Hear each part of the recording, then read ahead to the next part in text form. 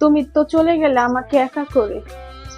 তোমার শেষ চিহ্নটা নিয়ে আমি বেঁচে আছি। তোমার যখন এই চিহ্নটা আমি দেখি, তখন আমার বুকটা ভেঙে চুরে খারখার হয়ে যায়। এটা খুব যত্নে রেখে দিছি আমি। কি হয়েছে মা, একা একা কার সাথে কথা বলতেছেন? না তেমন কিছু না বৌমা, এই তো কিছু পুরানো কথা মনে পড়লো।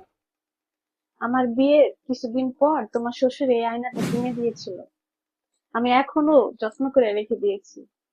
এখন তোমাদের মনে করে এত বড় বড় আয়না আছে বা চেহারা দেখো, আমাদের কালে এত বড় আয়না ছিল না। এটাই আমাদের কাছে অনেক, বুঝছো? এর জন্য তোমার শ্বশুরের শেষ চিহ্নটা আমি সযত্নে রেখে দিয়েছি। সত্যি মা, আয়নাটা অনেক সুন্দর। ও বৌমা, সুকেশটা অনেক ময়লা হয়ে গেছে, তুমি একটু সময় পাইলে সুকেশটা পরিষ্কার করে দিও মা। আর সুকেশের ভিতরে অনেক পুরাতন জিনিস আছে, দেখো মা, এগুলি যেন ভাঙে না। বিশেষ করে এটা, এটা তোমার শ্বশুরের শেষ চিহ্ন, খেয়াল রেখো মা।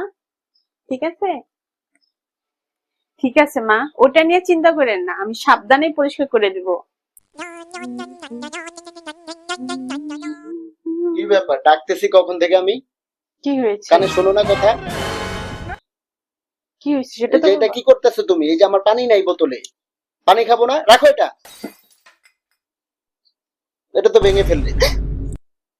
আহা, এটা তো মা আম্মা তো চিল্লাবে, এটা তো অনেক দিনের। আল্লাহ, এটা তো মা আমার বারবার বলে দিছে সাবধানে কাজ করতে, এটা আমার শ্বশুর ভেঙে মশাই গেল। নাকি শেষ স্মৃতি। এখন মা তো আসলে খবর আছে। মারে আমি আচ্ছা কি তুমি বলবো? টেনশন করো না। কি হলো বৌমা, কিসের জন্য ভাঙ্গা শব্দ আসলো? কি ভাঙলো?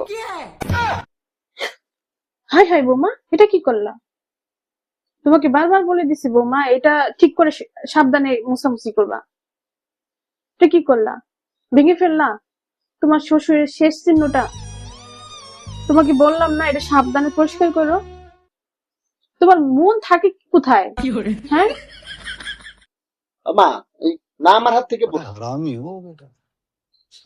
ওর কোনো দোষ না, আমার হাত থেকে পড়ছে। আমি তোরে দিয়ে একটা কাজ হয় না, দিলি তো সব শেষ করে। তুই জানতি না তোর বাপের শেষ চিহ্নটা? হ্যাঁ, আমি এটাকে আগলিয়ে বেঁচে আছি। सबर करो। তোর এখন আমার কি করতে ইচ্ছা করে জানোস? ঠস করে চড় মারতে ইচ্ছা করতেছে।